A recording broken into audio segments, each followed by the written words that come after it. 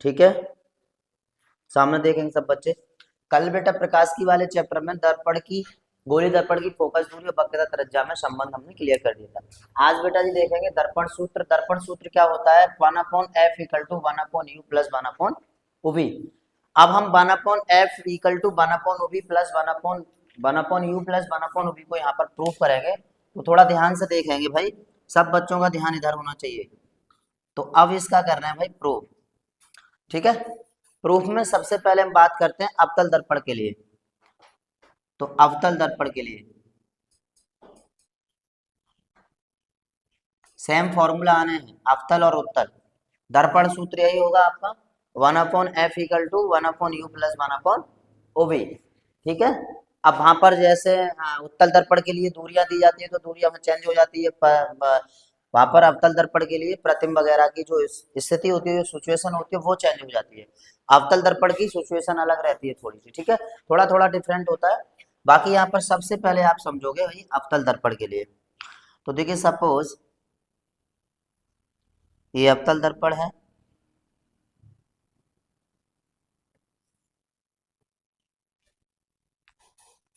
ये इसका मुख्य अक्ष है, मुख्य अक्ष ध्रुव P है। तो सपोज कर लेते हैं यहाँ कोई प्रकाश की वो सॉरी वस्तु रखी है और वस्तु का नाम है ए वी।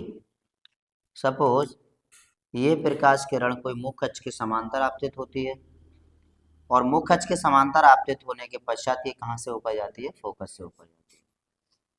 ठीक है, फोकस से होकर जाती है। एक मिनट, ए। और दूसरा नियम, जो प्रकाश किरण वक्रता केंद्र से होकर जाती है वह उसी दिशा में वापस हो जाती है। ओके, और ये फोकस से होकर गुजरेगी। ये आपका फोकस है और ये बेटा वक्रता केंद्र है। और यहाँ पर जब ये दोनों प्रकाश किरण एक दूसरे को जहाँ काटती हैं वहां बन जाता है इसका इमेज। और ये इमेज का नाम दे दो ए डैश और बी डैश। सही है बेटा?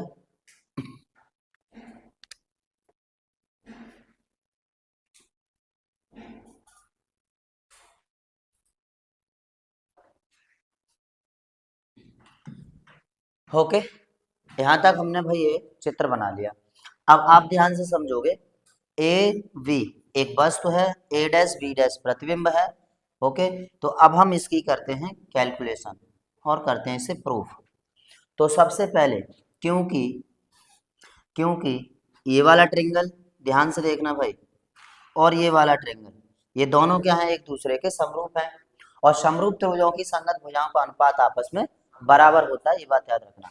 तो देखिए यहाँ से, क्योंकि त्रिभुज ए वी सी समरूप है त्रिभुज ए डैश वी डैश सी के। जब बेटा ये दोनों त्रिभुज समरूप हैं तो ए बी बट्टे ए डैश बी डैश बराबर ए सी बट्टे ए डैश सी। बताइए यहाँ तक कोई समस्या?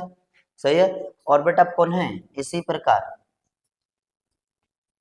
प्रकार अब हम बात करते हैं, अगर मैं इसको थोड़ा सा यहाँ से कंस्ट्रक्शन कर लूँ, छोटी सी कंस्ट्रक्शन कर लूँ और इस पॉइंट को मान लूँ Q और इसे मान लूँ बेटा R।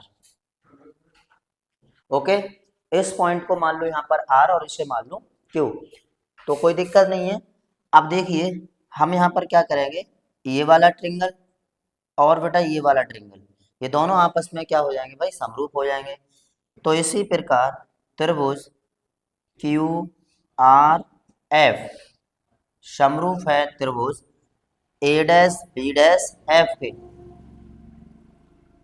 बताइए यहाँ तक कोई दिक्कत भाई किसी को? सही है बेटा। अब जब ये दोनों समरूप हैं तो समरूप त्रिभुजों की संगत भुजाएं क्या होती हैं? संगत भुजाओं का अनुपात क्या होता है? आपस में बराबर होता है। आर एफ अपॉन और यहां से क्या हो जाएगा? ए डैश एफ। ओके, अब एक बात ध्यान से सुनना बेटा, क्यू आर जितना है उतना ही कितना है? ए बी है। तो क्यू आर की जगह हम कितना रख सकते हैं? ए बी रख सकते हैं। और जब क्यू आर की जगह ए बी रख सकते हैं तो बेटा यहाँ पर आर एफ आर एफ को ध्यान से समझोगे, ये जो आर एफ डिस्टेंस है, ये जो आर एफ डिस्टेंस है, इसको आर एफ ना मानते हुए इसको क्या मानते हैं, पी एफ दूरी मानते हैं। क्यों?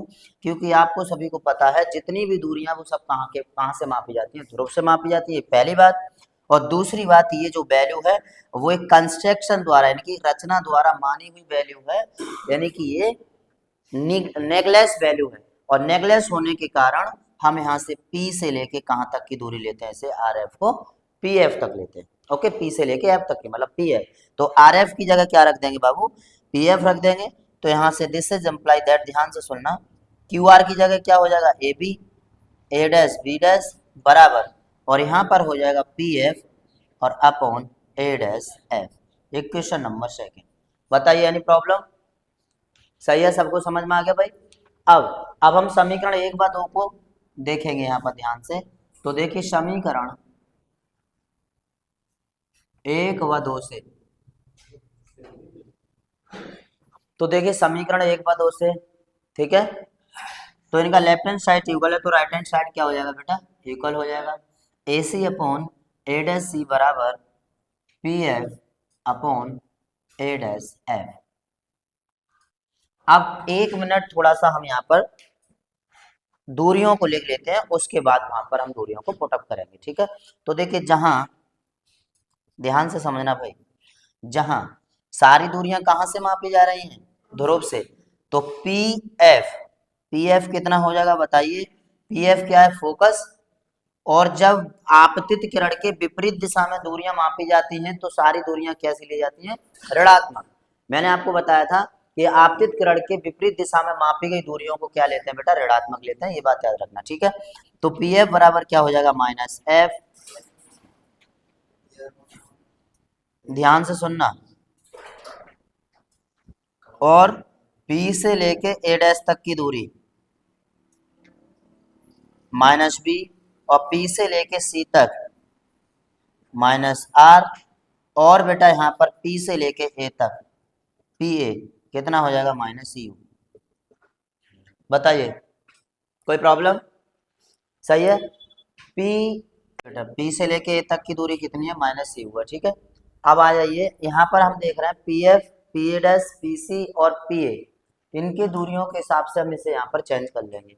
ओके, तो ए सी को हम कितना लिख सकते हैं, यहाँ से लेके यहाँ तक की दूरी को लिख सकते हैं P A minus P C, ठीक है। और ए डैश सी को कितना लिख सकते हैं, P C minus P A dash. बेटा हमें इतना निकालना है ए डैश सी, और ए डैश सी निकालने के लिए पी सी में से पी डैश घटा दोगे तो हमें ए डैश सी मिल जाएगा। तो पी सी में से पी ए डैश को आप माइनस कर दोगे, बराबर पी एफ तो सीधा सा हमें पता है फोकस दूरी है, तो पी एफ का पी एफ ही रखोगे अपॉन ए डैश एफ। बेटा ए डैश एफ ये वाली डिस्टेंस, तो ए डैश एफ को कितना लिखोगे, पी सी, ए डैश एफ निकालना है हमें, पी ए डैश और minus P F, P A dash minus P F. सही है, देखिए ध्यान से, हम बेटा ए डैश एफ निकालना है, मतलब ये वाली दूरी निकाल रहा है, और ये वाली दूरी निकालने के लिए P A dash minus P F करेंगे तो हमें ए डैश एफ यहाँ से मिल जाएगा। अब जितनी भी दूरियां हैं उन दूरियों को आप पुट अप कर दीजिए। पी ए कितना है यहाँ से देखो, माइनस यू, और पी सी कितना है बेटा, माइनस आर, तो यहाँ प्लस आर हो जाएगा, माइनस माइनस, ठीक है। और पी सी माइनस आर, और पी ए डैश देखो माइनस बी तो प्लस बी हो जाएगा, बराबर पी एफ कितना है, minus F upon P A dash minus B, और P F minus F, minus minus plus है। बताइए सही है। अब हम आर बराबर कितना होता है, देखिए ध्यान से, मैं आपको यही बता दे रहा हूँ, चलिए। तो क्योंकि आर बराबर कितना होता है बेटा, मैं ऐसे यहाँ से, क्योंकि एफ बराबर आर बाई टू, और अगर मैं यहाँ से आर बराबर निकालूंगा तो कितना हो जाएगा, 2f। बताइए सही है। जब आर बराबर 2f है तो आर की जगह ये 2f आपको पुटअप कर देना है। तो दिस इज इम्प्लाई दैट, या इसलिए आर की जगह आप 2f रख दोगे तो minus u plus 2f upon minus 2f और प्लस v बराबर minus F upon minus b plus f. सही है। अब कर लोगे इसमें कैंची का गुणा, तो इसका इधर और इसका इधर, तो बेटा इसमें इधर करिए, माइनस माइनस क्या हो गया प्लस यू भी, ध्यान से सुनना, यू भी, इसका इसमें किया, अब बेटा इसका इसमें करोगे तो माइनस का 2vf, ओके। अब f का करोगे तो माइनस का uf, अब f का जिसमें करोगे तो 2f स्क्वायर बराबर, अब इसका इसमें करोगे तो minus minus plus 2f square, और f का करोगे b में तो माइनस vf। ओके, ये हमारा इतना यहाँ से मिल गया। अब बेटा 2f स्क्वायर से 2f स्क्वायर यहाँ पर कैंसिल हुआ। ओके, अब ये वाला माइनस है इधर भेज दो और ये वाला भी इधर भेज दो, तो इधर रह जाएगा u भी बराबर, इधर ये जाएगा तो इधर काय का हो जाएगा प्लस का, और इधर ये काय का है माइनस का, तो 2vf में से एक vf जाएगा तो एक vf बचेगा। ओके बेटा, तो यहाँ पर हम vf को यहाँ पर लिख सकते हैं, और इधर ये उधर जाएगा तो यहाँ पर बचेगा uf। Any problem? यहाँ पर ये माइनस का उधर जाएगा तो प्लस का। अब हम पूरे में uvf से क्या दे देते हैं, भाग दे देते हैं, uvf से क्या दे देते हैं भाई, भाग दे देते हैं। तो ध्यान से सुनोगे, अब यहाँ पर होगा क्या कि ub यहाँ पर कैंसिल, और ub ff यहाँ पर कैंसिल, और यहाँ पर बेटा u से u और f से f, तो फाइनली यहाँ से आ जाएगा 1/f equal to 1/u plus 1/v, और यही हमें क्या करना था, प्रूफ करना था। ओके, हैंस प्रूफ दैट, यही हमें भाई प्रूफ करना था, प्रूव्ड। चलिए तो इसे नोट कर लीजिए सब बच्चे, टॉपिक पूरा फिनिश हो गया, प्रकाश का परावर्तन। अब हम पढ़ेंगे भाई कल से प्रकाश का अपवर्तन। ओके।